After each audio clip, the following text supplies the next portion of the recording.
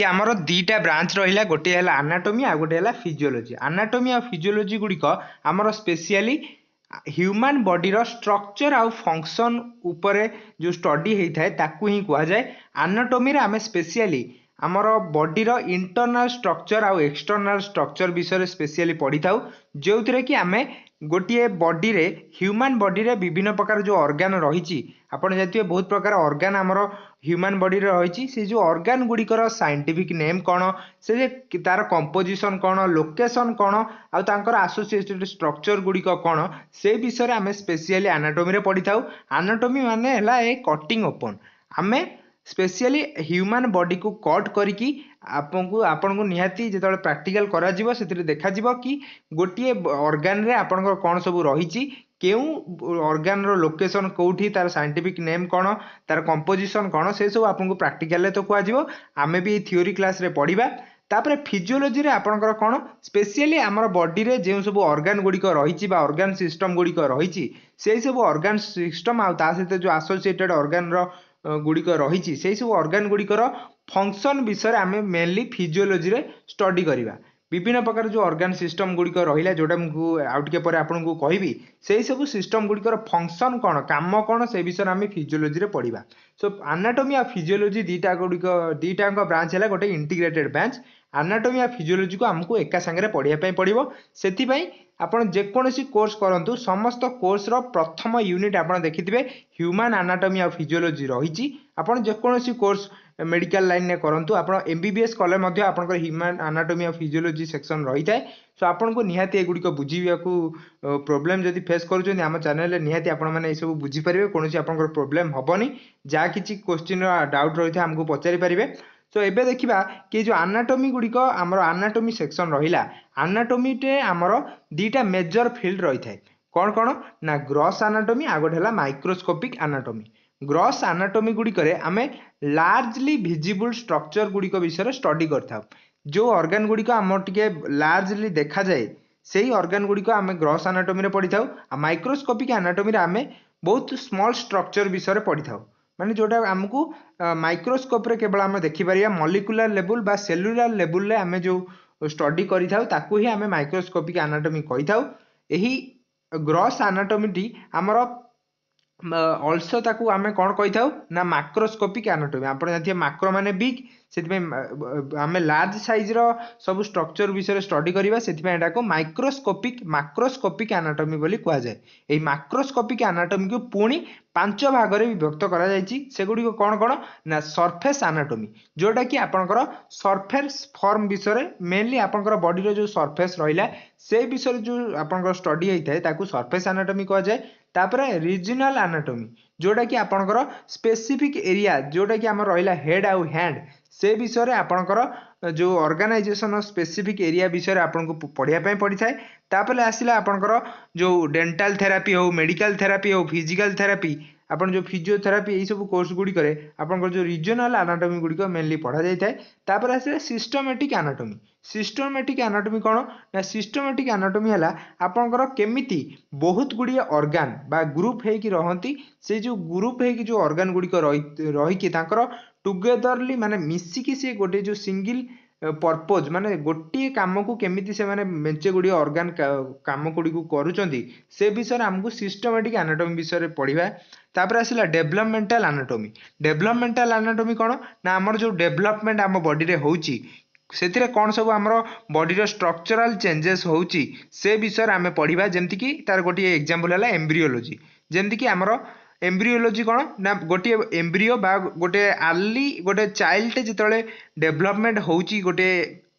Mother वूम रे सेतबेले जो anatomy गुडी को स्टडी करा जाय ता देहरे केमिति चेंजेस होउची केमिति तार सेल डिवीजन होउची से विषय हम जो एम्ब्रियोलॉजी रे स्टडी करता सेटा होउची गोटे डेवलपमेंटल एनाटॉमी रो ब्रांच। तापर है क्लिनिकल एनाटॉमी। क्लिनिकल एनाटॉमी रे आमे विभिन्न प्रकार medical specialities including medical anatomy विषय आमे पढ़ी थाउ। रेडियोग्राफिक एनाटॉमी मध्ये गोटे यार सेक्शन जोटा कि आपन क्लिनिकल लेवल ले आमे जो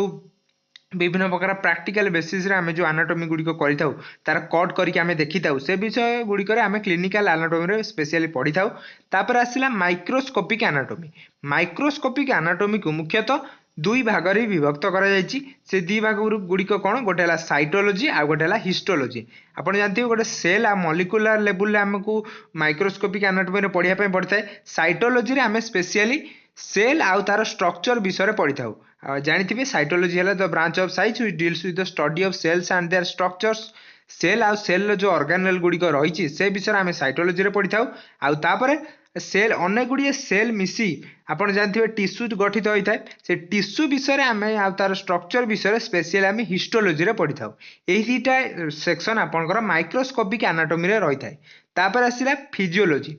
एनाटॉमी सेक्शन रो डिफरेंट ब्रांच गुड़िक विषय तो आम जानीदे एबे देखिबा फिजियोलॉजी एपर्यंत जदि आम आपण मैंने भिडियो को लाइक करना डेफिनेटली लाइक करदे जदि भिडियोटा आपको भल लगुए आउ जदि भिडियो किसी इम्प्रूवमेंट दरकार करुए ताल आप निहाती आमको कहीपर आम ये भिडियो आउ कि जदि आम द्वारा किसी भूल होता है ताकू आम इम्प्रूवमेंट करने चेष्टा करूँ सो तापर आसला फिजियोलॉजी फिजियोलॉजी रे आपणकर सेमिति चारिटा बेसिक डिवीजन रही है से बेसिक डिवीजन गुड़िक कौन ना सेल फिजियोलॉजी रे आपण स्पेशली केमिकल आ मॉलिक्यूलर लेवल रे आपन सेल रे केमती प्रकार चेंजेस होउची से विषय आपन को पढ़िया पड़ता है मेनली सेल रो कौन सब फंक्शन आम बॉडी रे रहउची से विषय आपन को पढ़िया पड़ता है तापर स्पेशल फिजियोलॉजी जो थे कि आपनकर किछि स्पेसिफिक ऑर्गन विषय आम पढ़ी था जेमति कि हार्ट हो किडनी हो लिवर हो पैनक्रियाज हो कि आपणकर कौन स्पेसिफिक ऑर्गन जमती कि आपण लंग्स सेमती स्पेसिफिक ऑर्गन विषय आम स्पेशल फिजियोलॉजी रे पढ़ी था तापर आसला सिस्टमेटिक फिजियोलॉजी जो थे कि आपणकर बहुत गुड़िए ऑर्गन्स मिसिक आपन जमी देखिले कि सिस्टमेटिक एनाटॉमी से भाया सिस्टमेटिक फिजियोलॉजी रे कौन होता है बहुत गुड़िए ऑर्गन मिसी आप जानते ऑर्गन सिस्टम गठित होता है से ऑर्गन सिस्टम जो पर्टिकुलर काम कौन से विषय आमको सिस्टमेटिक फिजियोलॉजी रे पढ़िया पड़ता है से ऑर्गन सिस्टम विषय मुझे डिस्कसन करी आउटे पर से ऑर्गन सिस्टम गुड़िकर फंक्शन कौन से विषय आमको सिस्टमेटिक फिजियोलॉजी रे पढ़िया पड़ता है तापर आसला पैथोलॉजिकल फिजियोलॉजी रे आपन को स्पेशली हमर बॉडी रे डिफरेंट जो ऑर्गन आ ऑर्गन सिस्टम रे कौन सब डिजीज बा तार इफेक्ट कौन होची से विषय हमको पैथोलॉजिकल फिजियोलॉजी रे पढ़िया पड़ता है एबे देखिबा डिफरेंट लेवल ऑफ ऑर्गेनाइजेशन हमर डिफरेंट आम बॉडी रो जो लेवल गुड़िक रही से लेवल गुड़िक विषय आम पढ़िबा आपण जानथिबे कि हमर बॉडी गुड़िक डिफरेंट लेवल रे गठित होईची हमर प्रथम सबुठार स्मॉलेस्ट लेवलटा कौन ना एटम्स आपण जानथिबे सबुठार स्मॉलेस्ट यूनिट आम मैटर रो किए ना एटम एट्रे आम इलेक्ट्रॉन प्रोटॉन किसी देखिबानी एटा जेहेतु बायोलॉजी एथरे आम एटम ही स्मॉलेस्ट यूनिट देखिबा फंक्शनल यूनिट अनेक गुड़िए एटम मिसी आमर कौन तैयारी होता है ना मॉलिक्यूल्स सेमती विभिन्न प्रकार मॉलिक्यूल्स गुड़िक मिसिकी आमर कौन तैयारी होता है ना ऑर्गेनेल्स कौन ना आप जानते हैं सेल ऑर्गेनेल विभिन्न प्रकार रही न्यूक्लियस हो न्यूक्लियोलस हो एंडोप्लाज्मिक रेटिकुलम हो माइटोकॉन्ड्रिया हो एमती बहुत सारा आमर सेल ऑर्गेनेल गुड़िक रही मॉलिक्यूल विभिन्न प्रकार मॉलिक्यूल मिसिकी आमर सेल ऑर्गेनेल तैयारी हेले तापर सेल ऑर्गेनेल गुड़िक बहुत गुड़िए मिसी कौन तैयारी हेले ना सेल बहुत गुड़िक मिसिकी कौन तैयारी हेबे ना टिश्यू सेमती टिश्यू बहुत प्रकार टिश्यू मिसिकी कौन तैयारी हेबो ना आमर ऑर्गन तैयारी हेबो सेमती विभिन्न प्रकार ऑर्गन मिसिकी आमर कौन तैयारी हेबो ना विभिन्न प्रकार बहुत प्रकार ऑर्गन गुड़िक मिसिकी आमर शेष में कौन तैयारी हेबो ना ऑर्गन सिस्टम एमती विभिन्न प्रकार ऑर्गन सिस्टम को मिसिकी गोटे आमर ह्यूमन बॉडी बा गोटे ऑर्गेनिज्म टे तैयारी हेबो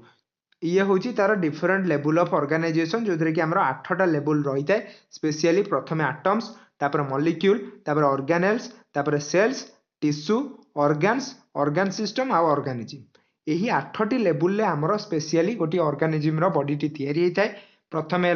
आपन देखिले सबुठ स्मॉलेस्ट यूनिट टारू आरंभ करके लार्जेस्ट यूनिट मिसिकी आमर कंप्लीट ऑर्गेनिज्म टी तैयारी होता है एबे देखिबा कि आमर से जो ऑर्गन सिस्टम विषय की विभिन्न प्रकार ऑर्गन सिस्टम गुड़िक आमर कौन रही आम बॉडी रे स्पेशली ह्यूमन बॉडी टी आमर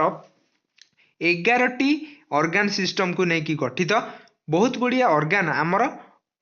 एक रु अधिक ऑर्गन सिस्टम रे रही था काम करती से सब ऑर्गन सिस्टम गुड़िक कौन आम ए इंडिविजुअली देखा प्रथम ऑर्गन सिस्टम हूँ आपंकर इंटेगुमेंटारी सिस्टम जो थे कि आप स्पेशली स्किन आउ डिराइव्ड तार जो स्ट्रक्चर नेल्स हो तापर आहुरी बहुत प्रकार जो स्किन अपर स्किन हो लोअर स्किन हो किंबा तार सहित जो इंटरनल ऑर्गन गुड़िक रही सहित बॉडी टेम्परेचर गुड़िक से केमती मेंटेन करूछंती से गुड़िक नेकी हमर इंटेगुमेंटरी सिस्टम टी गठित। तापर सेकेंड सिस्टम कौन ना सेकेंड सिस्टम है आपंकर स्केलिटल सिस्टम जो थे कि आम विभिन्न प्रकार बोन्स जॉइंट बा ता सहित आपंकर जो सपोर्टिव इंटरनल ऑर्गन गुड़िक रहा ताकू नहीं आमर बॉडीर स्केलिटल सिस्टम टी गठित। स्केलिटल सिस्टम पर नेक्स्ट सिस्टम होची मस्कुलर सिस्टम। मस्कुलर सिस्टम रे आपंकर स्केलिटल मसल आउ तार मूवमेंट को लेकिन आपंकर टोटाली मस्कुलर सिस्टम टी गठित। नेक्स्ट सिस्टम है नर्वस सिस्टम। नर्वस सिस्टम होची आपंकर mainly brain spinal cord nerves एगुड़ी को लेकिन आम बॉडीर नर्वस सिस्टम गठित होता है। नेक्स्ट है एंडोक्राइन सिस्टम। एंडोक्राइन सिस्टम रे आमर स्पेशली आमर विभिन्न प्रकार जो हार्मोन प्रोड्यूसिंग सेल्स आउ ग्लैंड्स गुड़िक रहा से गुड़ी को नहीं आम बॉडीर एंडोक्राइन सिस्टम गठित होता है। नेक्स्ट है कार्डियोवास्कुलर सिस्टम। कार्डियोवास्कुलर सिस्टम रे आमर स्पेशली जो आमर ब्लड सप्लाई ब्लड वेसल और हार्ट माने आमर जो बॉडी रे विभिन्न प्रकार फ्लूइड रो जो सर्कुलेशन होउची से समस्त फ्लूइड ता सहित आपनकर ब्लड हार्ट आउ ब्लड वेसल को लेकिन आमर कार्डियोवास्कुलर सिस्टम ते तैयारी होईची। तापर है लिम्फाटिक आउ इम्यूनो सिस्टम जो थे कि आप विभिन्न प्रकार लिम्फाटिक वेसल ता सहित से गुड़िकर जो लिम्फाटिक फ्लूइड आउ आपनकर डिफेंस मेकानिज्म जो बॉडी रहा ताकू नहीं आमर लिम्फाटिक आउ इम्यूनो सिस्टम गठित। नेक्स्ट सिस्टम कौन ना रेस्पिरेटरी सिस्टम। ये रेस्पिरेटरी सिस्टम रे आमर स्पेशली आम बॉडी जो लंग्स ता सहित जो एयर वेज बा एयर पाइप्स गुड़िक रहा तार सहित जो प्रोसेस गुड़िक आमर रहा अब्जॉर्प्शन ऑक्सीजन और रिलीज ऑफ कार्बन डाइऑक्साइड यही सब को लेकिन आम बॉडीर रेस्पिरेटरी सिस्टम गुड़िक गठित होता है। तापर आसला डाइजेस्टिव सिस्टम। डाइजेस्टिव सिस्टम रे आमर स्पेशली आमर जो गैस्ट्रो इंटेस्टिनल ट्रैक्ट ता सहित आमर विभिन्न प्रकार जो रहा कौन आपंकर माउथ ठार आरंभ कर आनस पर्यंत जिते गुड़ी आपंकर डाइजेस्टिव ऑर्गन गुड़िक रहा से सब ऑर्गन गुड़ी को लेकिन आपंकर डाइजेस्टिव सिस्टम गठित। नेक्स्ट सिस्टम होची यूरिनरी सिस्टम जो थे कि आपको स्पेशली किडनी यूटेरस आउ यूटेरस कहूँ यूरेटर्स आउ ब्लाडर्स आपंकर किडनी यूरेटर्स आउ ब्लाडर को लेकिन आमर यूरिनरी सिस्टम गुड़िक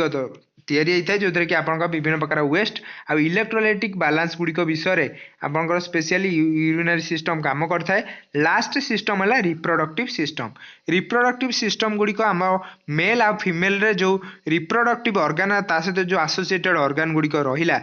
रिप्रोडक्टिव ऑर्गन सहित मिसिकी से गुड़ी को लेकिन आमर टोटाली रिप्रोडक्टिव सिस्टम तैयारी होता है। सो एमती आमर टोटाली 11टी ऑर्गन सिस्टम आम बॉडी रे रही। यही 11टी ऑर्गन सिस्टम विषय आम इंडिविजुअली गोटे गोटे चैप्टर आमर ह्यूमन एनाटॉमी ऑफ फिजियोलॉजी रे रही जो थे कि आमको गोटे गोटे विषय पढ़ाई पड़ो। यही 11टी चैप्टर विषय आमको नेक्स्ट वीडियो गुड़िक आम पढ़ा इंडिविजुअली गोटे गोटे चैप्टर विषय पढ़ा गोटे गोटे ऑर्गन विषय पढ़ा क्लीयरली आप सबकि बुझीपारे। तार डायग्राम आपको देखई देछि आप देखिपारे।